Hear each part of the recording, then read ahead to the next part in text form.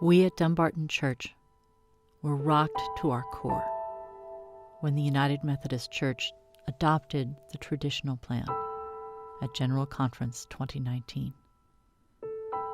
Our denominational task force had been formed to track the run-up to the special call to General Conference, and afterwards began looking to help the church answer, where next?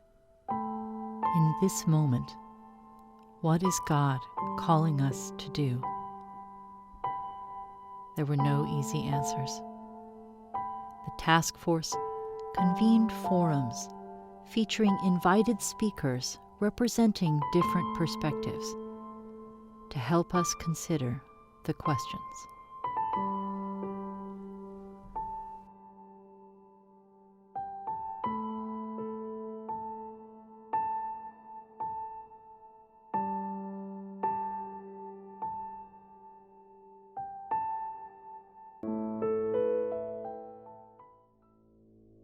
Each of our speakers brought a unique viewpoint that illuminated different sides of a complex issue.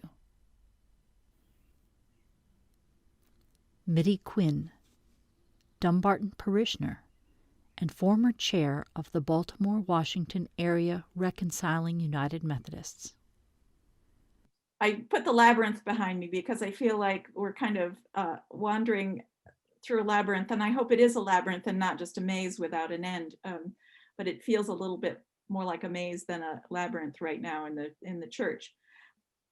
Jihei Kim Pak, Dumbarton Director of Digital Ministries and Communications Director for the church's General Commission on Religion and Race. And as an agency, speaking, from G-Corps, we always go into it with hope. We're going to do our best and represent this part of church, this part of the UMC where we really, lift up all voices, especially those voices that are marginalized, those voices that, are not at the table, and know that God's will be done in the end. Reverend Tony Love and Deborah Bass, Chair and Vice Chair of the ethnic caucus group Black Methodists for Church Renewal. In this day and age, when you talk about being an anti-racist church, what does that look like? What does that look like in this day and age, really? Yes. And so we believe that until you get to the core of the issue around racism, you're never going to get there, because you're not walking in my shoes and I'm not walking in yours. And we have to have what Tony and I have been engaged in probably more this year since we've taken office, courageous conversations. And some of those courageous conversations center around race. Joy Butler, Reverend Sean McRoberts, and Reverend Alex De Silva Suto, members of Forward, now inactive, and the Liberation Methodist Connection. One last statement that it may seem, and there has been a bit of ink spilled on, liberationists being purists and folks that don't want to play nicely with others. It's not true. It's about recognizing that it's more than a rainbow flag. It's more than, demonstrations or statements. We really need to live in the margins, not in the centers of power, and do it all at once, which is overwhelming, especially in the days we're living now, that economic oppression, latent racism, latent transphobia, all of it, institutional brutality, all of that. So we are just agreeing to support one another and hold one another in love and accountability, without saying, okay, not your turn, wait for another 4 years or wait for another 8 years, and eventually we're gonna get there. Everybody and every every cause is worth investing on. Reverend Lloyd Nyarota, member of Zimbabwe East Annual Conference and one of the drafters of the Christmas Covenant.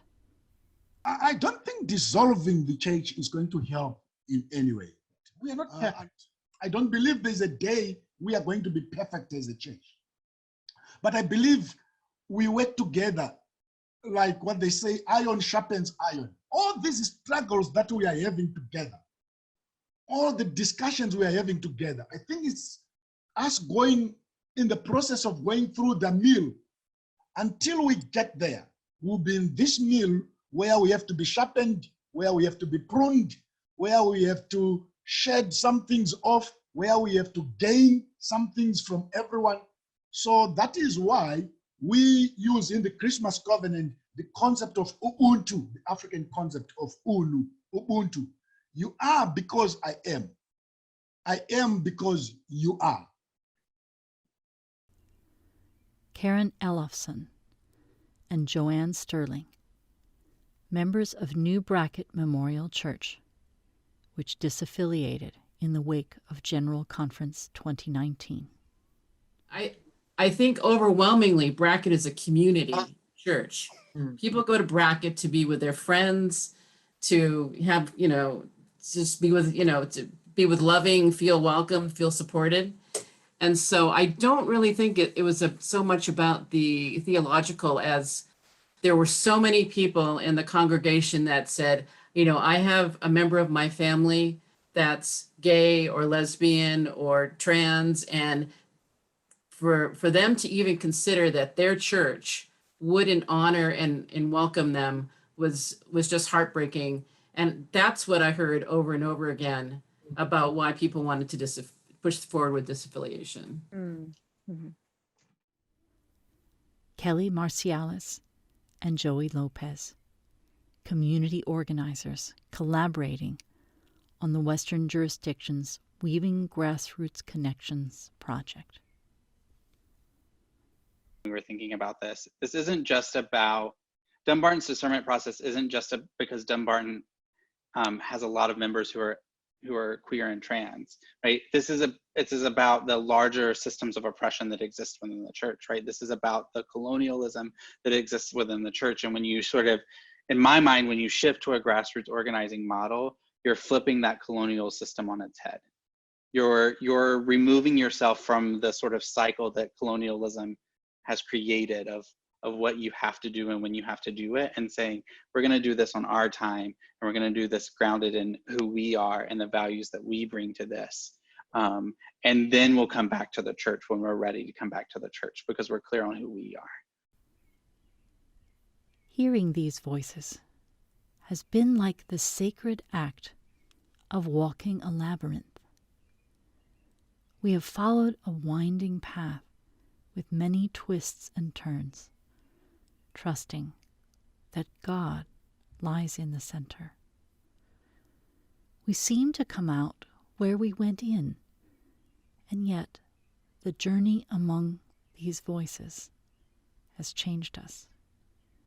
More than any specific plans, some of which have changed over time, it is the perspectives that have transformed us. The ways our speakers perceive and parse the issues that face our church. We offer others the chance to hear these words and these perspectives, and to reflect on what their own walking of this labyrinth may offer to them as they seek to hear God's call. There's a lot of groups that we're related to, and there's the big General Conference over all of us, but we're also part of the Northeast Jurisdictional Conference, and we're part of the Baltimore-Washington Conference. Methodists are very methodical and very organized, as you all know. I put the Central Conferences off to the side. That's Africa and Philippines and Europe, and there's some fascinating history about why South America isn't part of us. It's actually part of our systemic racism that we are fighting now. And then, we hear a lot about MFSA and Reconciling Ministries Network. they are really not part of the General Conference. They are separate caucus groups. They are 501c3 groups. And they, like many, are, just social interest groups. MFSA intentionally stayed separate in order to maintain some objectivity about what was going on in the United Methodist Church, and have continued that way. So this is just less my kids drawing and a little more formal. So on the left are all United Methodist Church structures, of which we are a part. And we're very aware of GBCS because our dear Neil is working there, and GCOR because GHAY works there. General Board of Global Ministries, those are all part of the official structure of the General Conference. These independent groups of which we're a part include RMN, MFSA, and the Baltimore, Washington area Reconciling Methodists that Jen Ilo really started back about, gosh, Ella, probably almost 20 years ago now, and continues. So these groups don't have any political standing within the church. They are just influencers, I would say. And we are members of all of these that I put here, the Love Your Neighbor Coalition being a loose coalition of organizations. This shows you how loose an organization the Love Your Neighbor Coalition is. Wow. It is has 14 member organizations, but ostensibly a collaboration of justice-oriented ministries and ministries to those who are marginalized in the church. On the left side, you'll see that some of the names have asterisks, which means that those groups are official caucus groups within the General Conference of the United Methodist Church. NIAC is the Native American International Caucus. NAFAUM is the National Federation of Asian American United Methodists. MARCHA is the Caucus for Hispanic Methodists, PINKM for Pacific Islanders, and BMCR is the Black Methodists for Church Renewal. These are all part of the Inter-Ethnic Strategy Development Group. They fall under, Neil, are they under GBCS or GBGM? They're all independent. So But they're sponsored to some extent by the General Church. So the national plans, which come under several of the agencies like Global Ministries and Higher Ed or Discipleship, but they report directly to the General Conference. The national plans are the ethnic plans, and then the caucuses are independent like RMN and MFSA, and it's the table where they come together. And there are two staff that sit in there at that table. I'm one of them, and my colleague Giovanni Arroyo, who's a member of the Baltimore, Washington Conference. So we advise the caucuses and the national plans. Okay, thanks. But you hear they have a General Conference staff person, here Neil, that is supporting them, and they actually get some funds from the General Church to do their ministries. Many of our forums considered the various plans being put before the United Methodist Church. Hearing multiple voices opened us up to new perspectives with nuances we had never considered.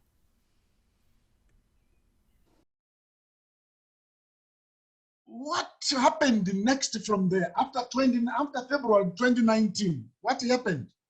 Again, United Methodists in the United States started reorganizing, restructuring, reformulating into groups, and they were preparing for 2020 General Conference.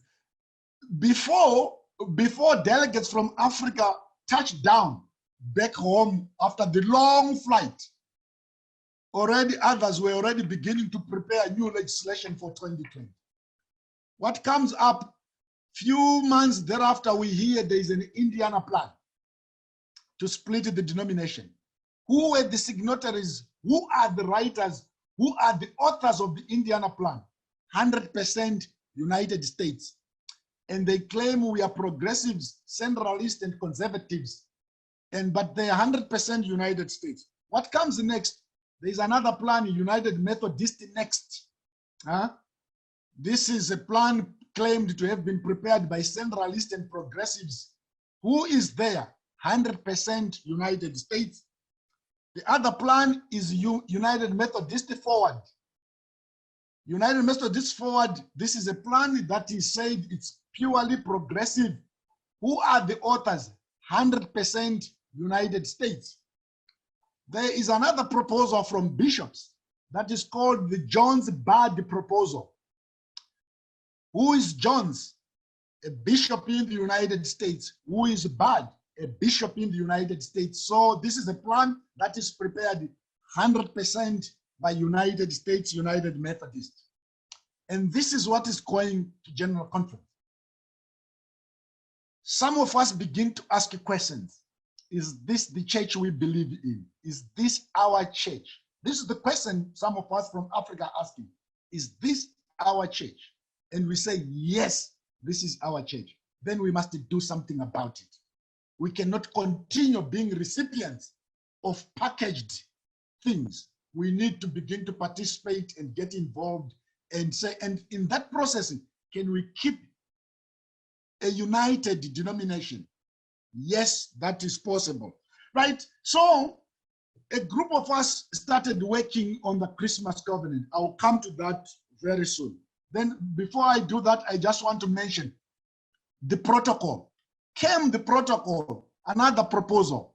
Who is in the group, this group called the protocol group that is now called the agreement? I've called the protocol this is my own term for the protocol. This comes now, the United States United Methodist ceasefire agreement. Let's stop the war.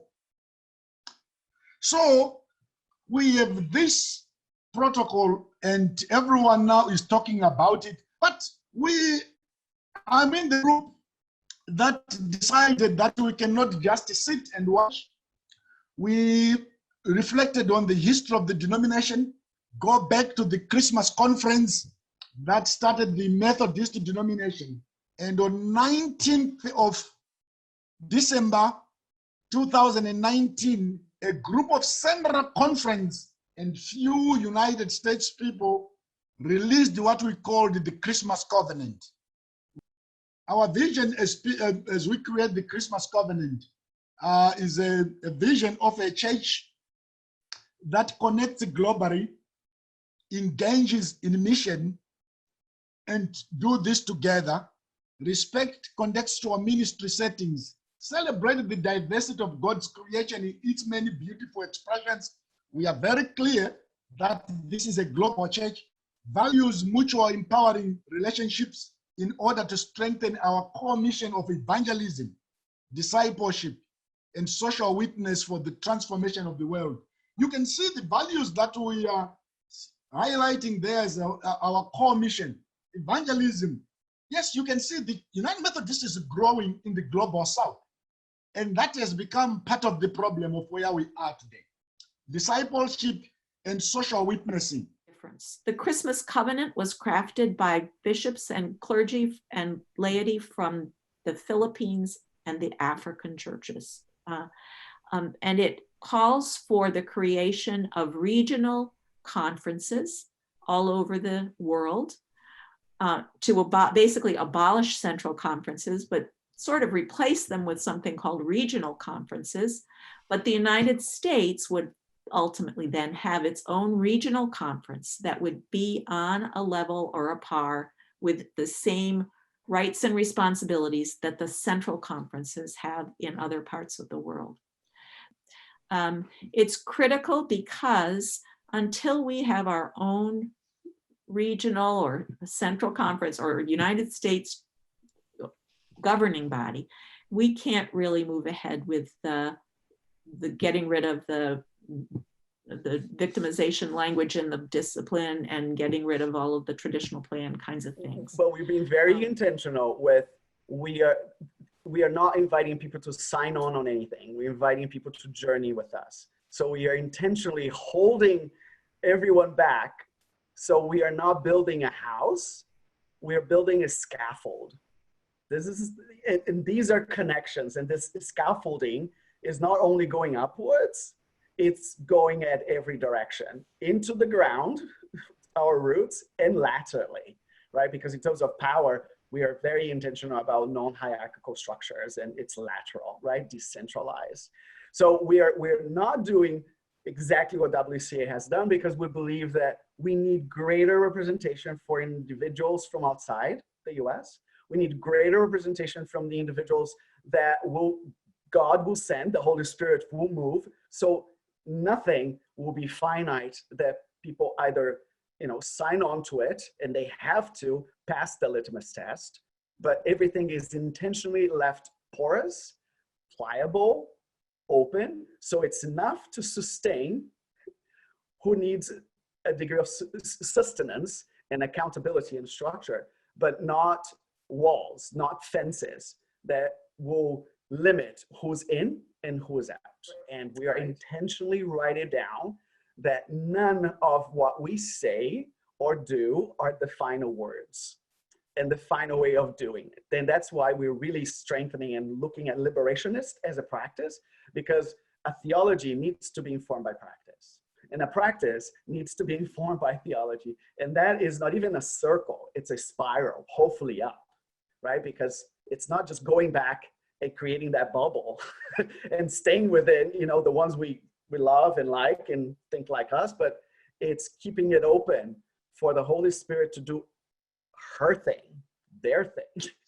So that one knowing little that leads anecdote me here to some of the work that Kelly and I are doing. We are in the greater Northwest area thinking about what does it mean to step out of this cycle of General Conference organizing, where it's a flurry to organize for the General Conference.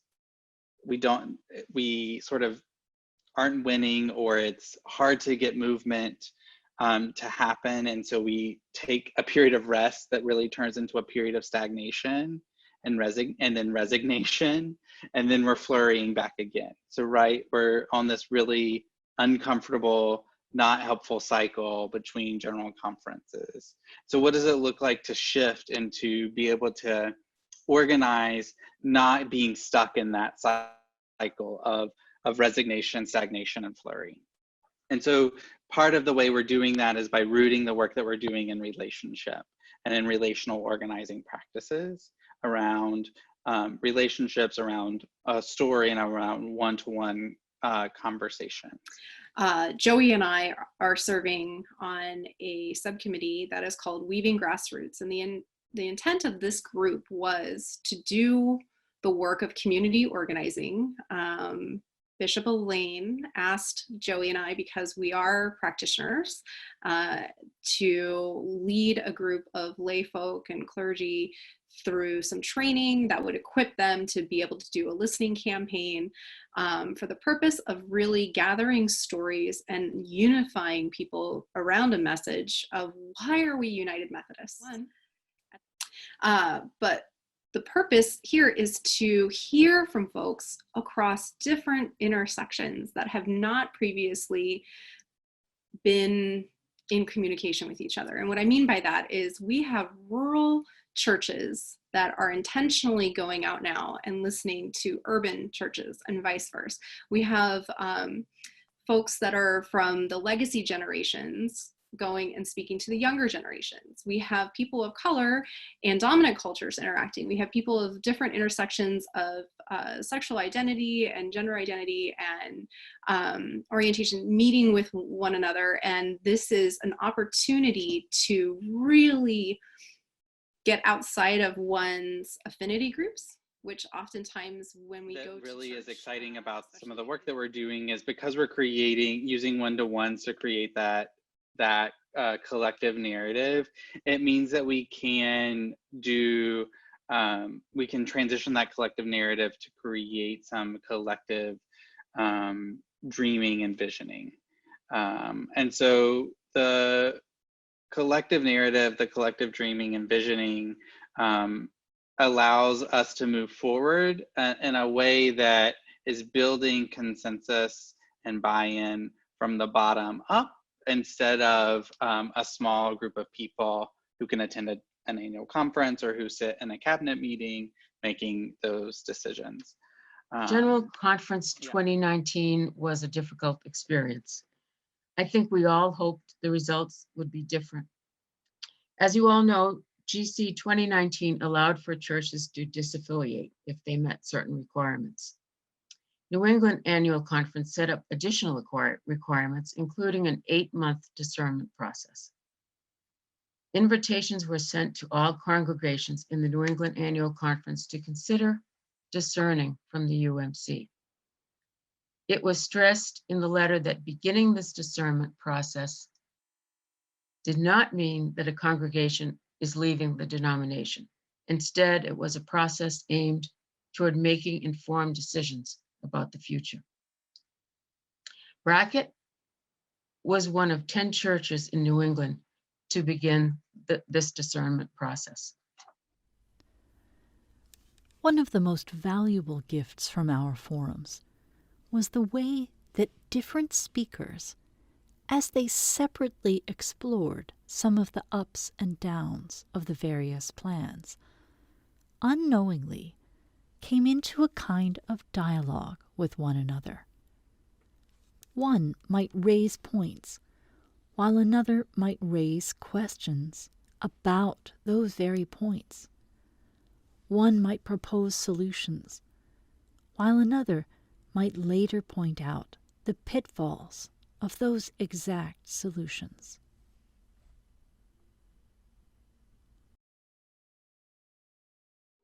The other thing you've heard about is the protocol. And the protocol was lots of excitement it generated. It was hard work on the part of a team of about 16 to 20 people.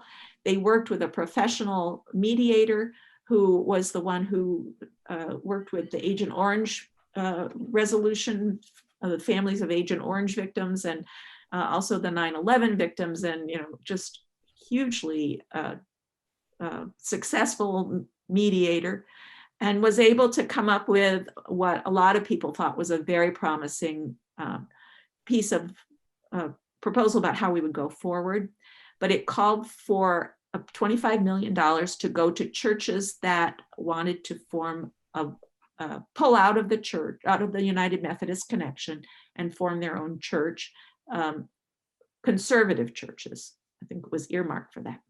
And then 10 million, I think, for any other churches that felt they, any other groups. It would have been split up, but the major player in that 25 million pot was the Wesley Covenant Association, the WCA. So I think we need to keep an eye on that. It really is fallen. I think it's falling apart. It was timed to work at the 2020 conference that was imminent, and people were anxious to separate, but it did not call for the establishment of a separate conference in the United States. There was an assumption that that would be one of the pieces of legislation that went on, that would come on and be part of that, the next steps. It really was designed to have the conservative wing sort of pull out and make a separate entity with the. And then how did you come to supporting the protocol? And what I can say to you is that was not this is the most wonderful thing, and it was a kumbaya moment at all. We had I think it was a 2-hour plenary where there was representation from the protocol. There was representation from the traditional group. There was representation from I'm drawing a blank on the group, but Jay Williams represented a totally different perspective and said the protocol did not go far enough in terms of what it wanted.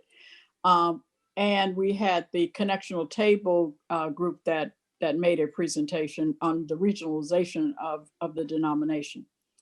Lots of questions, lots of, and we had, I think there were 5 bishops that were sitting at the table also that were giving some leadership to this plenary. But it wasn't unanimous, but for the most part, folks felt like that the protocol probably gave us the best option as we moved forward. There was no doubt in anybody's mind that there was going to be a split, that we really felt that we were at that point. And I think that's where there was agreement. When we took the vote, it was a majority of the folks said yes, that we thought that this was a worthy option to explore, given, because Bishop Easterling and I think it was, Bishop Easterling led that discussion, but helped us to understand who was at the table and how their discussions went. And practical applications for the protocol.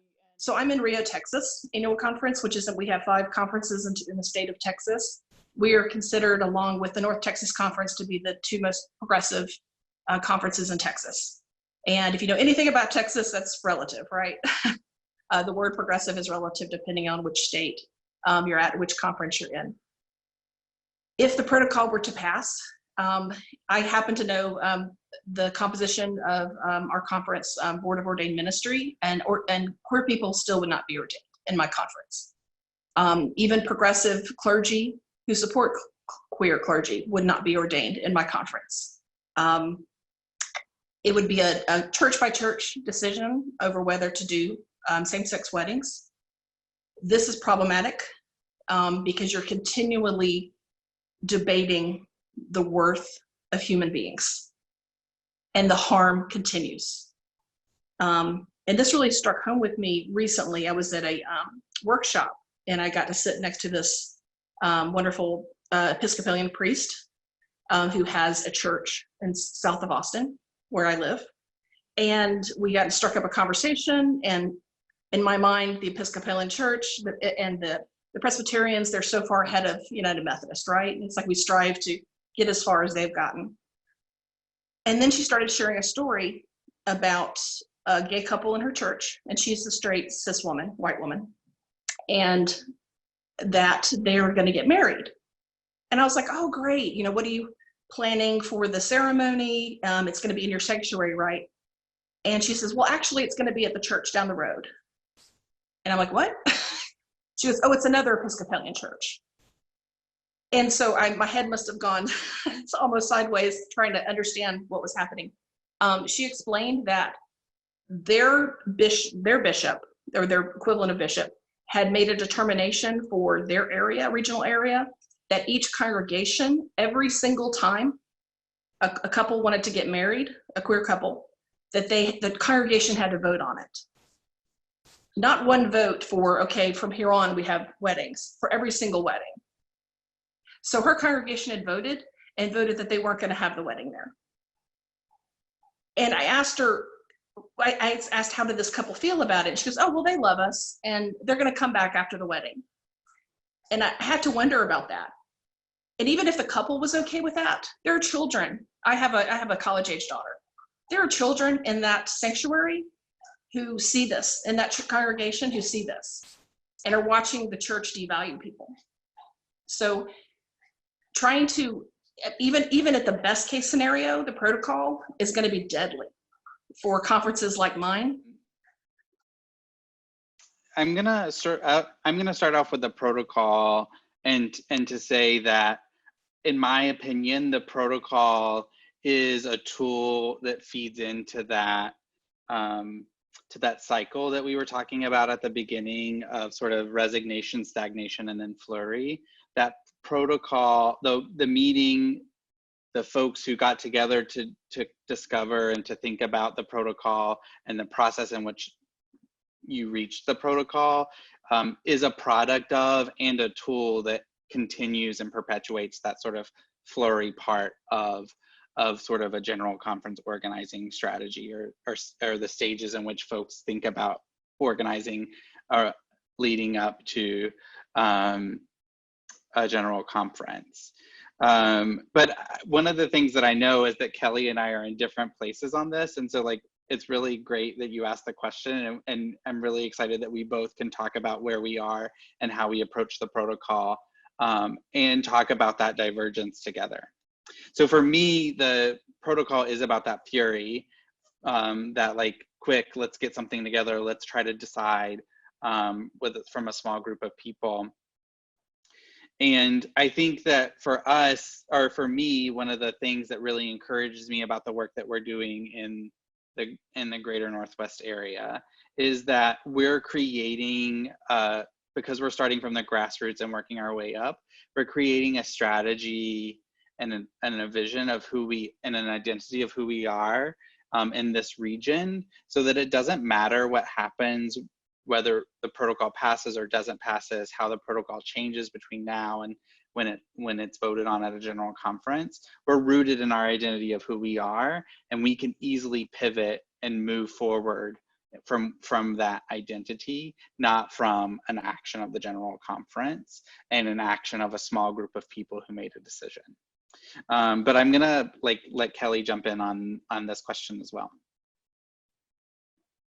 Thank you.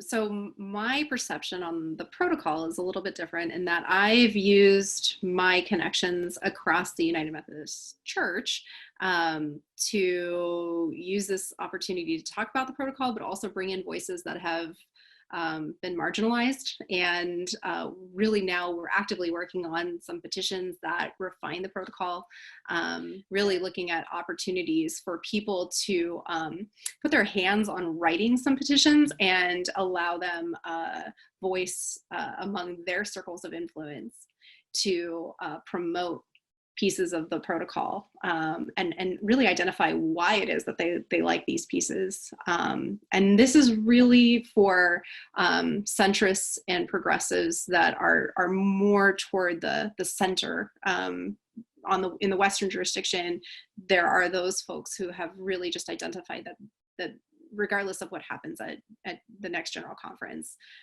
this denomination is no longer tenable for them. And then there are those in the WCA and others that are traditionalist leaning who have also agreed the same thing. So really my goal is to work with whatever the remnant is, that majority of folks who are going to be under the big tent denomination after general conference, getting those voices to really participate in a way that I think has traditionally been in the hands of so very few. We have so many youth and young adults and queer people and people of color who were, for the special session, put on delegations, and I think that energy is super positive, and I just want to continue to work with that and what the protocol has to offer. First real contrast here. The first real contrast is that we, in all that we do, are seeking process more importantly than outcomes. We recognize that the work we do together will be done in a way that leads us in places maybe where we don't expect. And we want to be open to that movement through our collaborative work. So in contrast, the protocol seems to take a conclusion and then work its way to reaching that conclusion. It has an outcome in mind and shapes the process to fit that outcome. It does so in ways that leave the future United Methodist Church vulnerable to regionalism and incrementalism in movements toward justice or the applications of discriminatory practices, if not denominational policies of discrimination. So one of our major concerns about the protocol is that it leaves open to local churches, annual conference boards of ordained ministry, how they will choose to discriminate, especially against LGBTQ people in their ordination processes, appointment making, employment and leadership selection. So we're concerned about the regionalism that might emerge. So things might be all right in one place or another for some people, but it weakens the connection and so the opportunity for solidarity and justice movements within the United Methodist Church. We're concerned too about the incrementalism of the protocol, that it seems to say we'll be inclusive of people rather than really witnessing representative leadership and equity. There is, of course, also, and this is my personal greatest objection to the protocol, a great risk that it will not pass. Since then, we've also heard that the protocol won't be the answer for even moderates that they might be hoping that it will be, that the WCA will depart en masse from the United Methodist Church. Several WCA churches have announced clearly that they will be staying in the United Methodist Church no matter what. And so the proponents for today's traditional plan and the status quo of the United Methodist Church will remain, even if the protocol were to pass. I think if we were to go back and revisit the conversation, given what are the understandings now of our denomination, as Deborah has said, as we're learning more and more about, there is the realization that the Methodist Church financially may not hold as we have known it, because the reality is that as we're looking at the sharing of mission apportionments and mission shares that help the church live into what it is, not being available, and cuts that are occurring, the protocol probably is up for reconsideration by Black Methodists for Church Renewal, because one of the driving things about the protocol was that it allowed not only Black Methodists for Church Renewal, but every caucus to see itself having funding to do the work it was committed to do. Yeah. And if you're talking about that being not available or not, I think people begin to wonder what else is there. Mm-hmm. And the interethnic strategic development group that we're a part of, there has been the conversation there around the Christmas conference. Mm-hmm. Whether or not, as we look at it, we want to say, look, let's hold the denomination together. We'll still be a global connectional church, but we will look at the ability of the United States being a region and other places having their own region. And I think that will be part of the conversation when we gather again for our annual meeting, that along with other considerations will be placed on the table to see if we are in a different place as Black Methodists regarding how we live into still wanting to advocate for the unique needs of Black people and help this church live into its desires to be a beloved community. Where do you put the protocol and the Christmas covenant and all that? I said, I've made this analogy of a vehicle, of a car. And I say the protocol, if you are driving a car, the United Methodist Church is the car. The protocol is your rear view mirror. Like somebody asked, there's nothing we are going to do to keep together. That split is going to happen. So people ask us, you people in the Christmas covenant, are you supporting or opposing the protocol? We are not supporting it. We are not opposing it. We know it's a reality that is there, and this is what is going to happen. That's our rear view mirror. When you are driving, you don't focus on your rear view mirror, but you check on it every now and then. For those of us who drive in the African jungles, you run over a snake, you keep your eyes on the rear view mirror to make sure you left it on the road, it's not hanging under your car. That's how you drive. So you use your rear view mirror for that. So that's the protocol. That's where we are coming from. That's where we have been. We have fought the fights. We have fought the fights. We have divided. We have teared each other apart. Now it's time to put that in the rear view mirror. The protocol is putting that in the rear view mirror. The Christmas covenant is your windshield. And the windshield is the biggest window on your car because it is showing you the road where you are going. You make your decision based on your windshield. You are alert based on your windshield. It tells you the curves, the potholes, and the road that you are traveling and the future where you are going. That's the Christmas covenant with all the regions, with all the changes, with the unity we talk about, with the regional differences we talk about. It's all on our windshield, and that's where we are going. That's the analogy I would want to end with on the relationship between the two legislations. We hold dear the words of Micah. Do justice, love kindness, walk humbly with God. But who gets to say what justice is? And does justice for one inevitably shortchange another. Deep in the twists and turns of this labyrinth, we long for God.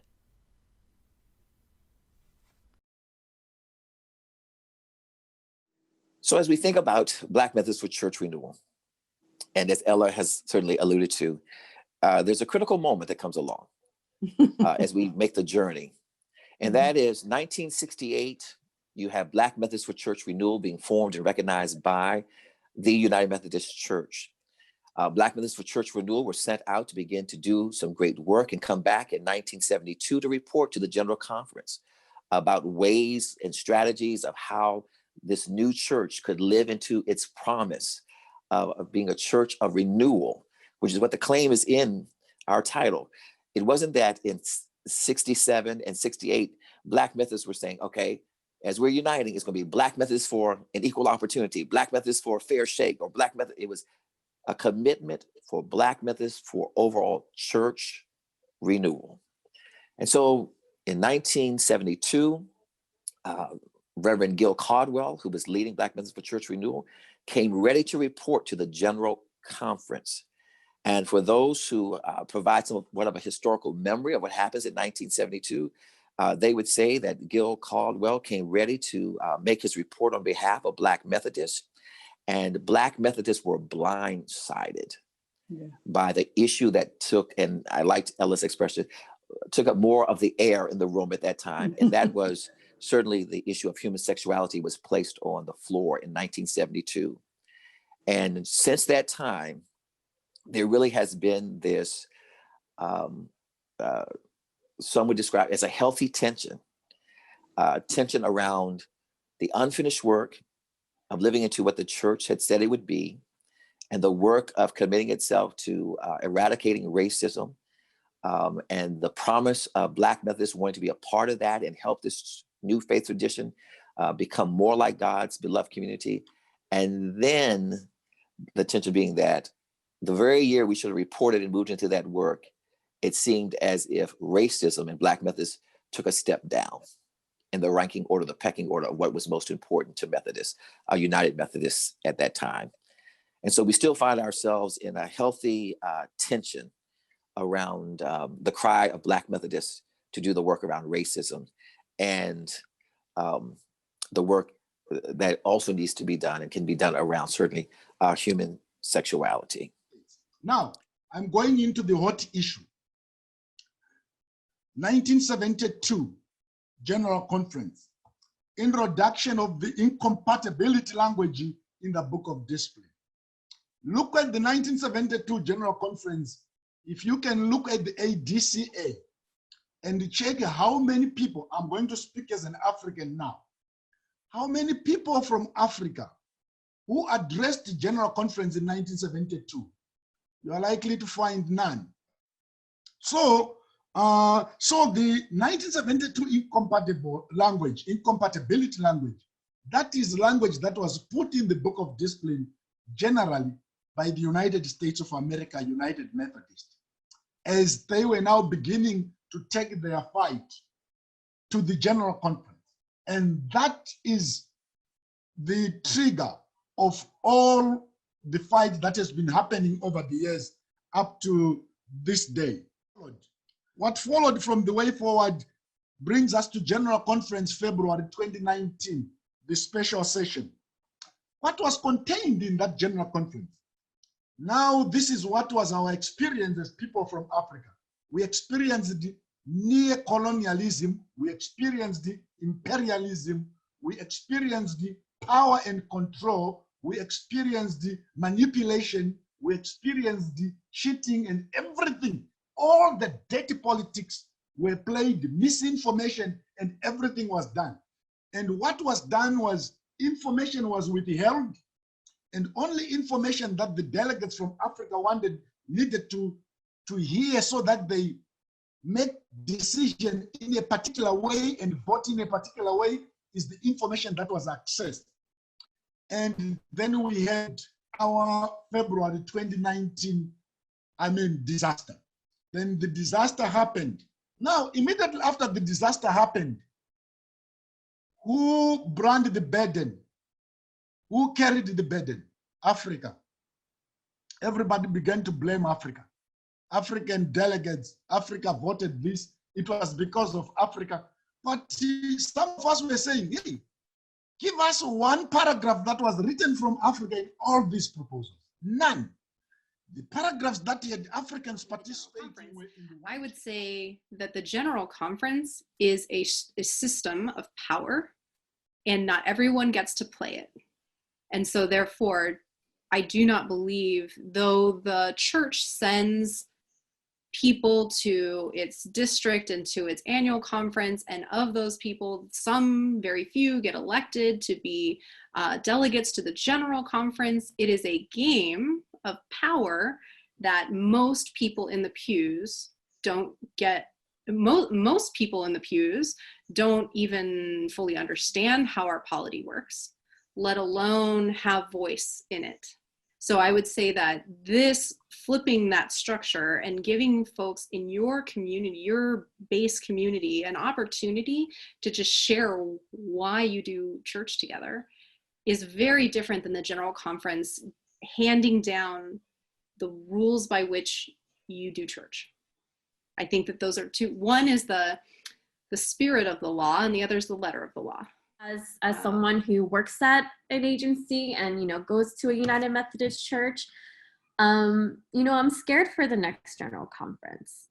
I think it's more painful as a church, you know, big C, as a community of faith, as followers of Christ. It's painful to have to go through what we will go through and kind of and bring about the pain that will, you know, come up, even whatever happens, you know. And it's just it's kind of embarrassing to have to explain to other Christians of what we're deciding on and what we're going into and what might happen. Now, addressing the question on do you see the Christmas covenant, see how does it accommodate LGBTQ people in the denomination worldwide? We are thinking the Christmas covenant is the answer to that. What we need to understand is when we say world, we need to understand the world, that the world is diverse.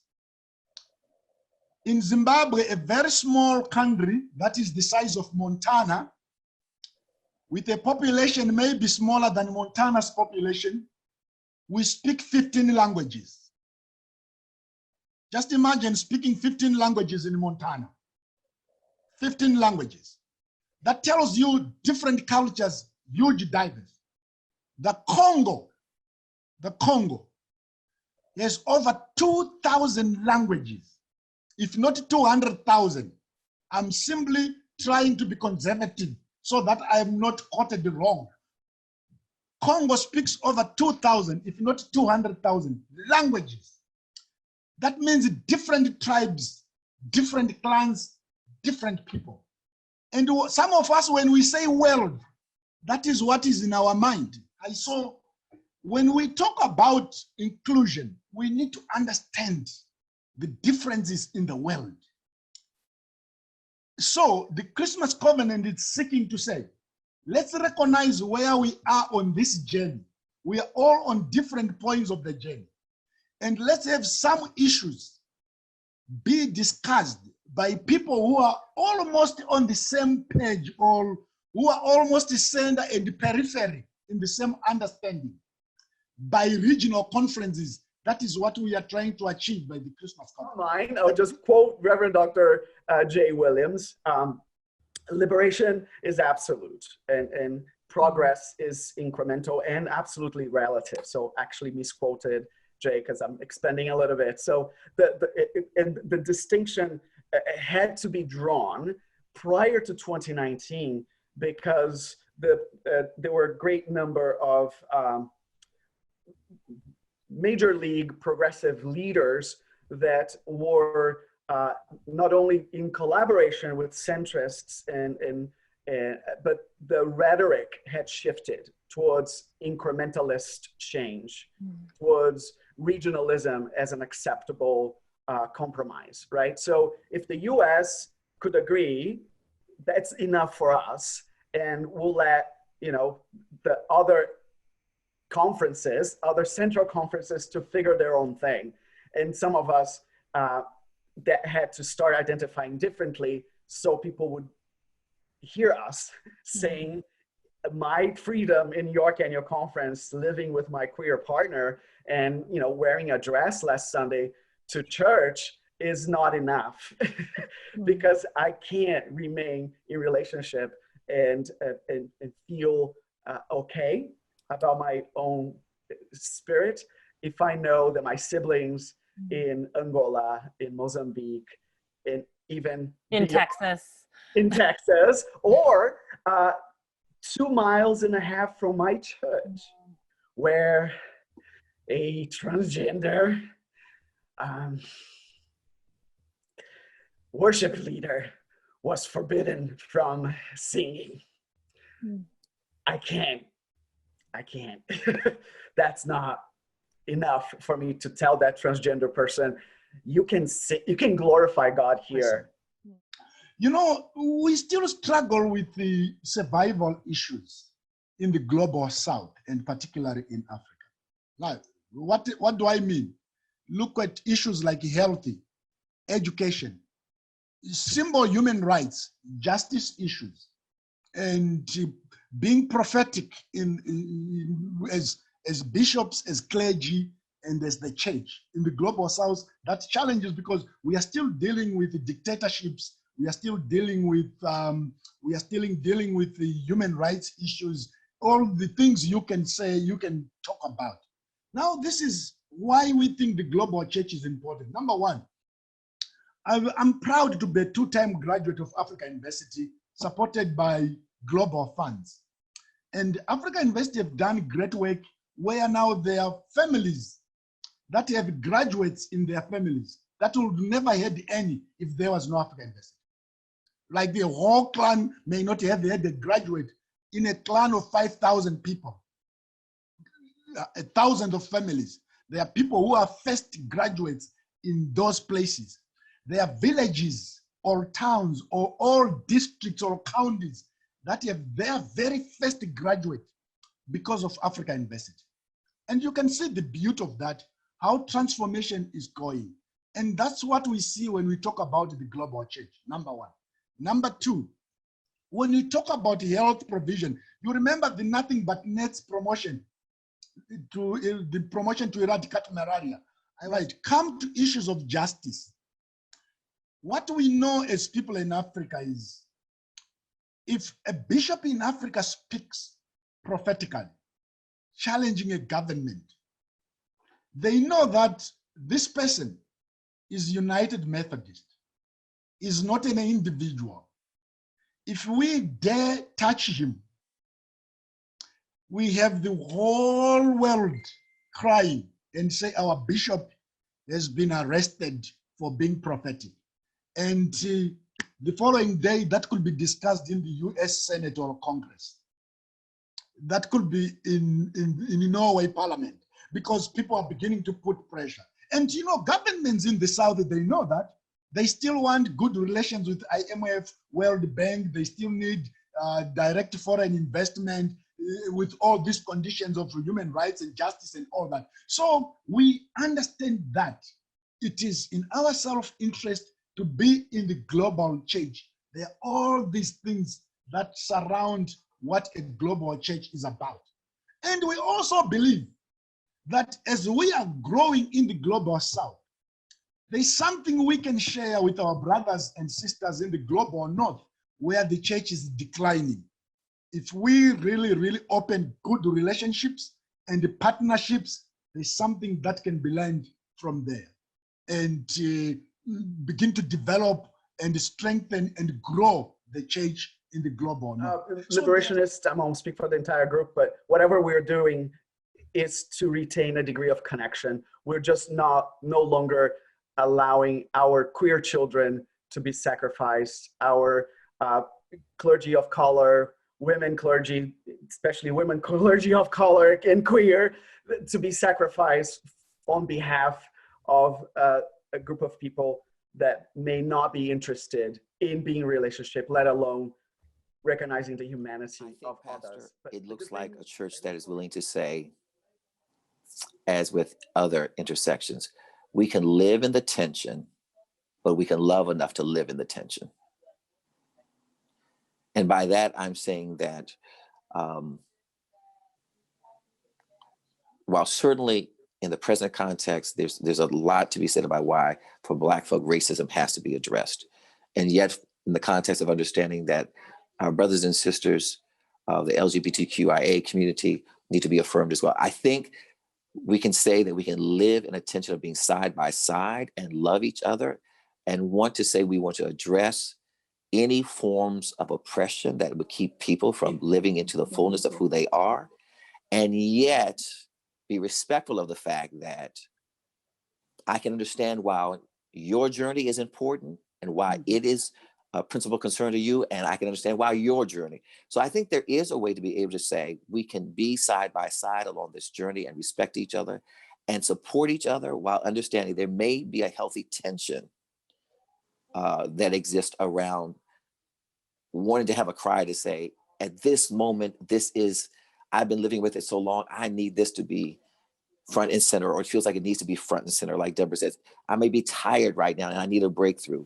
So the folks that we work with in the different ethnic caucuses are, the leaders who are more progressive, who are kind of like-minded, as us. And so I know that they're really challenged by the idea of full inclusion, because some of the ethnic caucuses are people part of that group are certainly more, traditional, and might not be as progressive as the rest of us are. So I know that it's difficult, especially for, when I think about the Koreans of the United Methodist Church, a lot of the Korean pastors are saying that if UMC becomes full inclusion, openly welcomes all people and all clergy, that they would leave, that the Korean pastors would leave the United Methodist Church, even if the pastors themselves are more centralists, and they don't really, they feel like they could be part of, a more progressive church. They themselves wouldn't, because they know that their congregant members are not ready for that, and they can't leave them. So one of the things that happens is that you've got a group of baby boomers who where should we land with this? How should we do this? Okay, the easiest way, because we still want to deal with Black oppression, but we don't want to feel like we're totally oppressing folks. So we think that this is a great compromise. And when you dig deeper and you say, who's your neighbor? What is love? Does love really love? How do you accept folk? How do you want to be accepted? It's easier to say, okay, let's go with the protocol because this is very safe. It feels like we're all going to get what we want, and we don't have to ruffle a lot of feathers. Now, if we had more millennials in the room, but see, we're an older organization, so boomers think a different way. If you had more millennials in the room, you would have been challenged in a different way, because they don't see this world the same way as boomers who have grown up and said, okay, yeah, that's oppression, but that's a different kind of oppression. And so that's the family secret with Black folks. Black folks are no different than anybody, but it is one of those things where, let's try to be safe. Let's see where we can land in this. I don't want to go that far to the left, and I don't want to go that far to the right. I just want to be right here in the middle. So that's how we got to. I can tell you, as a boomer, and as one who's had to challenge that over and over in my life, that's how you got to the protocol. And Deborah, wouldn't it be true to also say that when you stand up Black for Church Renewal in a room and you look at our age demographic, you're looking at the majority, you're looking at a demographic by which you're saying people who have grown up and saying, look, I was born with one strike and they know nothing about me just because of my color. I came into a culture. How many more strikes am I going to bear? And so they count that. So it's like, I came in and without you even knowing my sexuality, just because of my color, I had a strike. And that has a culture already built around it. So when you have to say, am I going to bear 2 strikes? Or can I just say, I had to already inherit one just because I was born this color? I didn't do anything. I haven't hurt anybody.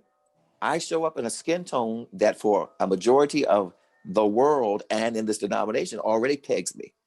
Do I really want a second strike around my sexuality? And so the safer place to be is like, I'll take 1 lick and not take the second. Right. So I have to decide, do I keep my work with Marcha and BMCR, or do I keep doing my work with queer, liberation? Because so often I'm not allowed to do both because, of the racism within the LGBTQ QIA2S plus groups, right? Because queer people, transgender people come in those other variations of, white privilege, racism, sexism, patriarchy, all of that, right? And, and when I'm working with Marcha and BMCR and those moments where, okay, I have to chop off parts of me and what's important, and I have to advocate for every single African-American church and every single African-American individual. And at the same time, I'm on the floor of annual conference and I'm surrounded by my colleagues in BMCR and begging them not to bring a bus full of people to protest the ordination of my queer sibling in 2019, after what happened with the General Conference. So I'm a conservative, but somehow I spend all my time with the progressives. That's who I am. I mean, if you ask me theologically, I've learned I was extreme conservative. I will continue giving Neil as an example. I remember at the time we were in Angola, and Neil used to say to me, when we were discussing about sexuality, when that issue came, used to say, Lloyd, I know where you stand. We are not talking about that. You see, I know where you stand on this issue. We are not talking about that. And we worked together for a number of years. It only took me time when some of my friends, whom I held so dearly, when I read on Facebook or somewhere, when they come out and say they were gay, I was like, what? And then the next question I asked is, does that change him or her, the wonderful, beautiful, great person he, she is? And I say, no. And then I begin to say, okay, there's something that I'm missing here. I'm missing something. I think I need to begin to listen more and more and more and more. And I think that helped me to move, to shift from maybe the extreme right where I was to maybe center right. There are certain issues I'm theologically very conservative. But today, if you go to my conference or somewhere in the Africa Central conferences, they label me a progressive. Some people. And so you see, so I think splitting that will be the greatest loss. The opportunity to learn, the opportunity to change, the opportunity to understand, the opportunity to experience. That's the greatest loss we will all have. Those who are living and those who are staying, that's the greatest loss. And that's what I'll be grieving for. The opportunity to learn, to engage, to understand, to know more, and even to change. Is within African American culture, there is a belief that God is God. And when I say that, I mean that in the sense of the reason why you would stay there and keep plugging away at the system and a system that may be so entrenched and seeming rigged against you is that we have a belief that God is God. God transforms people. When you think about the fact the United Methodist Church is 94% predominantly white and only 6% people of color.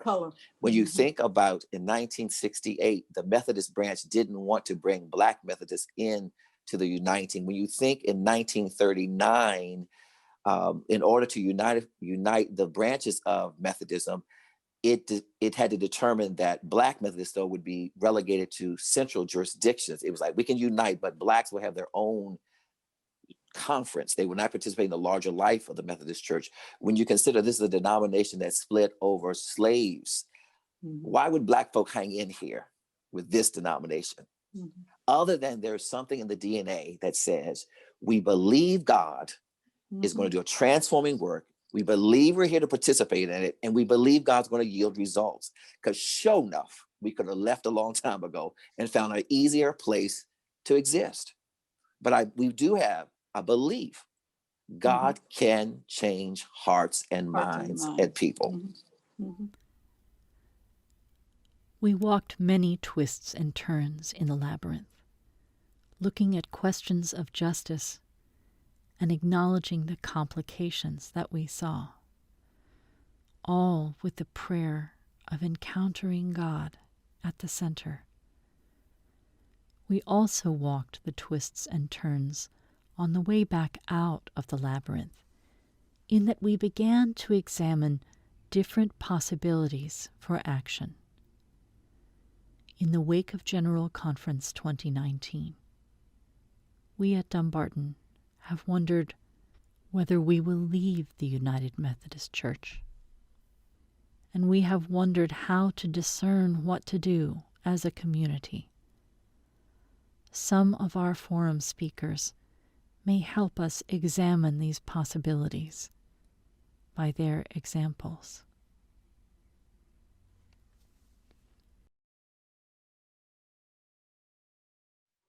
I really don't, I really don't have any regrets. And I really am thankful for the discernment, the 8-month discernment process, because I think it really gave us a chance to really think about this. And for me anyway,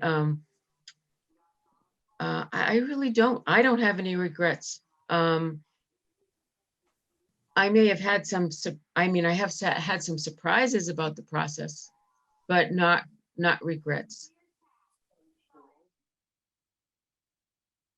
The church formed the Bracket Discernment Steering Committee to oversee our process, which began for all 10 churches on September 26, 2019. This was meant to be a time of reflection and to be a collective process with other Methodists. Meetings were held monthly or bi-monthly and had strong participation by our congregation. After the 8-month process, we decided to move forward with disaffiliation. We held 2 votes. One was a straw vote to begin researching the steps we'd need to take to complete disaffiliation. So as we moved into disaffiliation, we decided to handle this as a formal project using project management tools and a project plan and things like that. We broke into sub-teams that covered finances, this definition that Joanne's already mentioned, and how to form an actual nonprofit corporation separate from the UMC. So from the beginning at the end of May to the end, which will be the end of December, is approximately 7 months. All through this process, we worked with legal counsel, which was very important to our process, to make sure we had all the titles properly identified, to make sure the legalese was well understood. The reason I said previously that we needed to get done by the end of 2020 is that you always have to pay a year ahead. So if we had waited into 2021, we would be paying 2022's mission shares. We are going to use our parsonage as collateral on the loan. So in the middle of October, on October 17th, 83% of the members at the New England Annual Conference ratified our resolution to disaffiliate. So a big part of the change is moving from an Episcopal to a congregational polity. And in a congregational polity, the church assembly, all of the voting members of the church is the ultimate say of the ultimate authority in the church. So as I mentioned, we're using the parsonage as collateral, and we were able to get a 10-year commercial loan for $140,000. It turns out that our monthly payment is less than our UMC mission shares, so it is doable from a budget standpoint. So we did consider the option of becoming strictly an independent church, but there are a number of advantages of joining a denomination. There's a lot of support in transition if we need a new pastor. There is support for training. There is support for these group policies that we mentioned. And so the church feels that we will probably associate with a denomination or an association. In many ways, we feel ourselves kindred spirits with you. In some ways, we're different than you because we're not on an island. No, that's right. Do travel a long ways to get to our church. We're not really a neighborhood church. Yeah. In many ways, so that's different. So there's some similarities and some differences. I would suggest just thinking, well, what can Dumbarton do? One question I think we need that the task force might want to continue to consider is: do we really see ourselves so unique as to be an independent church? We heard from folks. We heard from folks in the folks at Asbury Memorial last week, and we heard how they were very unique in the Savannah. In the South Georgia Annual Conference, and that they didn't fit the mold there. Ella, you asked a very prescient question, which is, we're in a very different place vis-a-vis our annual conference. We have I shouldn't say overwhelming majority, but we feel every year when we go, it's better to annual conference, and that more and more people are coming along in terms of the full inclusion of all of God's children. So I would say, let's try to create a communication network with other progressive churches in Baltimore, Washington, and Northern Virginia. That's great. I think we have enough within the Methodist connection to do get a group. Question came up Sunday about pensions, and that if you have a group of 50 churches, you can work with WestPath to come up with your own, retirement pension plan or whatever. So I think easily we could probably come up with 50 churches that would, might want to do something like that, if in fact that were to come about. But I think it would be good to be in conversation to hear what other churches are thinking. I would like to see us share, in the Be Warm effort of trying to get more Black churches to join RMN. I'd like us to be talking to some Black churches about Reconciling Ministries Network. Right. I think we should move forward with our efforts that we started about a year ago with our setting up an LLC or a 501c3 or whatever we were talking about doing, and our new logo and our new name. There's a lot of churches that are being careful about their branding and have been since there was, there's been all this crazy uncertainty about what's going on with the Methodist Church. And just to be aware of what's happening regionally and nationally. Try to keep in touch. I will try to keep feeding information back about what I hear on the national level and the regional level. So if for this moment in Dumbarton's discernment process of what does it mean, who are we as a church, and where do we sort of hitch our wagon, so to speak, in terms of, are we going to stay in the United Methodist Church? Are we going to leave the denomination? Are we in the discernment that Dumbarton's in right now? It's including as many people as you can in the process. It's hearing their story. It's creating a collective story of us, of who is Dumbarton, but rooted in the individual contributions of everyone who's a part of Dumbarton. One of the things that Kelly and I did offer, more so me, was to help think about what are some ways to add action steps and steps that you can take to your discernment process, and how can we support you in that can I support you in that? One of the things that comes to mind, and I know Melanie knows this tool, and there may be others on the call that know this tool, and you all as a reconciling congregation and a congregation that's been reconciling for so long, use this tool in the very beginning, I think, is the welcoming and building an inclusive church toolkit. It is a toolkit that's built to help churches decide whether or not to become reconciling. But to me, what it really is it's a toolkit to help churches really discern what are the steps they need to be taking. And it's the tools to do that, to take those steps in an intentional discernment process. And so I really want to encourage you all, and I'm happy to share this toolkit with Ella and Tim, and they can sort of pass it along. But that toolkit could really help your discernment process. It could really help think about what are you doing and how are you doing it, and what are the ways you're engaging everyone in the process. Because I know Dumbarton well enough to know that the church council can't just make the decision alone. That the church council has to make the decision alongside every person who sat in a pew in Dumbarton, and who joins Dumbarton for worship, and all the different things that Dumbarton does through the day, through every day of the week. And so it's really about engaging as many people as you can in the process and building consensus along the way, right? It's building consensus along the way, building relationships. So whatever step Dumbarton takes next, Dumbarton takes it with everybody at Dumbarton. Give us an opportunity as Dumbarton to answer some of those questions and to think about what is required of us, with whom may we do our work, and what will move us from contemplation and discussion to meaningful action. This is the lesson of the labyrinth. We emerge from our journey of contemplation into a world that needs our action. May we act, transformed by those we encountered along the way, and transformed by the one we found at the center. Loving, gracious God, I give you thanks for these, my sisters and brothers, who have come to this evening and come to this conversation bearing their souls, their questions and their anxieties.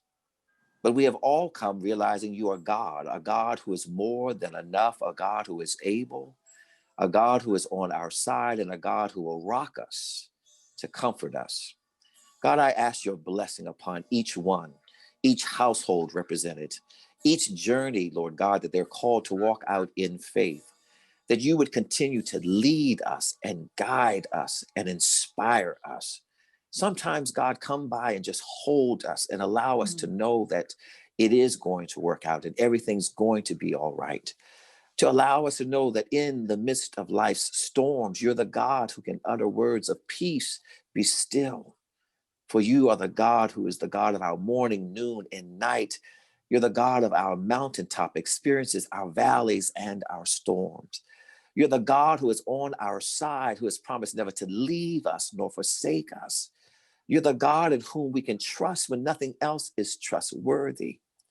And so, gracious God, as we prepare to go down from this conversation where we have come to the table as family, may we so move forward to love each other and care for each other and respect each other, that we may participate in your beloved community being made real here on earth as in heaven, that we may see as we look across the table into the eyes of our brothers and our sisters, we will see blessings, gifts, and grace for the advancement of your kingdom.